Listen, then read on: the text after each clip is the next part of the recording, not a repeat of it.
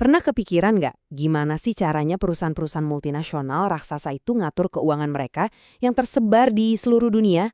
Ternyata di balik layar ada mekanisme canggih yang namanya transfer pricing atau harga transfer.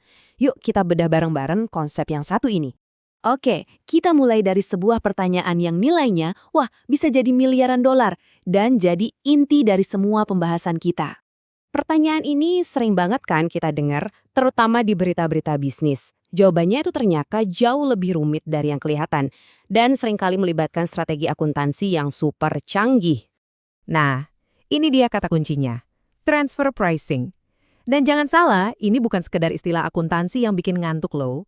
Ini adalah alat yang sangat-sangat kuat yang bisa menentukan nasib keuangan sebuah perusahaan multinasional. Oke, sebelum kita ngomongin soal pajak yang ribet dan kontroversial, kita harus paham dulu dasarnya. Apa sih sebenarnya transfer pricing itu? Gini deh, bayangin ada perusahaan mobil. Divisi mesinnya bikin mesin, terus mesin itu dijual ke divisi perakitan di perusahaan yang sama. Nah, harga jual beli internal inilah yang kita sebut harga transfer. Ini cara perusahaan buat ngelacak nilai yang pindah dari satu bagian ke bagian lainnya.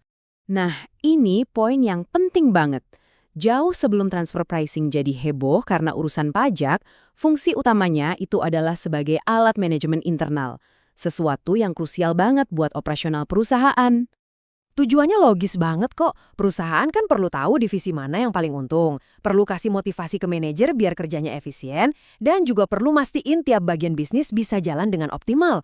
Tanpa sistem harga transfer, wah susah banget ngukur semua itu. Terus, gimana caranya perusahaan nentuin harga internal ini? Nah, biasanya ada beberapa metode utama yang dipakai. Mari kita lihat satu persatu. Secara umum, ada 3 pendekatan, yang berbasis pasar, berbasis biaya, dan lewat negosiasi. Masing-masing punya plus-minusnya sendiri. Harga berbasis pasar itu dianggap paling ideal, paling fair. Kenapa? Ya karena harganya ngikutin harga pasar yang sebenarnya. Tapi, masalahnya, gimana kalau komponennya itu super khusus dan nggak ada yang jual di pasaran? Nah, disitulah metode berbasis biaya masuk. Ini lebih gampang, tapi ada kelemahannya. Divisi penjual jadi nggak termotivasi buat efisien, karena ya semua biayanya tinggal diterusin aja ke divisi pembeli. Dan yang terakhir adalah negosiasi. Sesuai namanya, para manajer duduk bareng, diskusi, tawar-menawar, sampai dapat harga yang disepakati bersama. Ini bagus buat jaga otonomi tiap divisi, tapi ya bisa juga jadi sumber konflik internal kalau nggak ketemu titik tengah. Oke, sekarang kita udah paham cara kerjanya di dalam satu perusahaan. Nah, sekarang kita lihat gimana permainan ini jadi jauh lebih seru dan juga rumit kalau dibawa ke panggung global, di mana tarif pajak tiap negara itu beda-beda. Yuk, kita pakai skenario. Bayangin ada satu perusahaan multinasional, dia punya 2 anak perusahaan. Satunya di negara yang pajaknya tinggi, sebut aja 30%.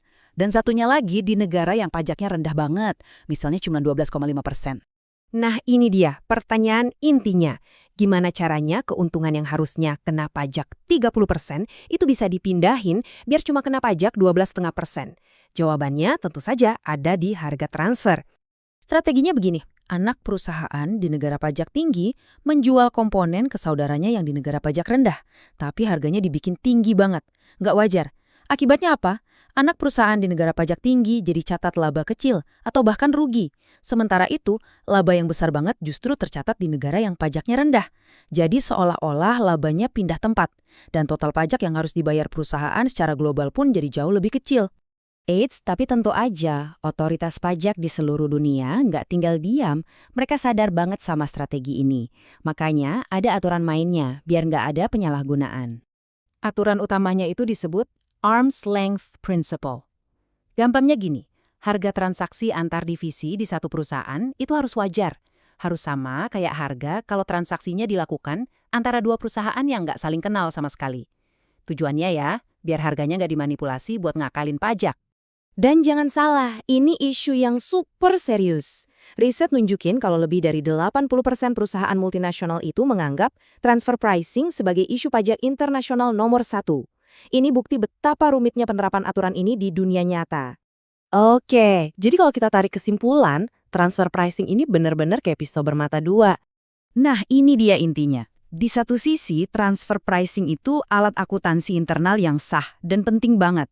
Tapi di sisi lain, ini bisa jadi alat yang super ampuh buat strategi perpajakan global yang seringkali ada di wilayah abu-abu dan jadi kontroversi. Pada akhirnya, kita kembali ke pertanyaan ini. Apakah transfer pricing itu cuma alat bisnis yang esensial? Atau jangan-jangan ini adalah celah dalam sistem pajak global yang memang sengaja diciptakan untuk dimanfaatkan? Jawabannya, seperti yang udah kita lihat, ternyata nggak hitam putih.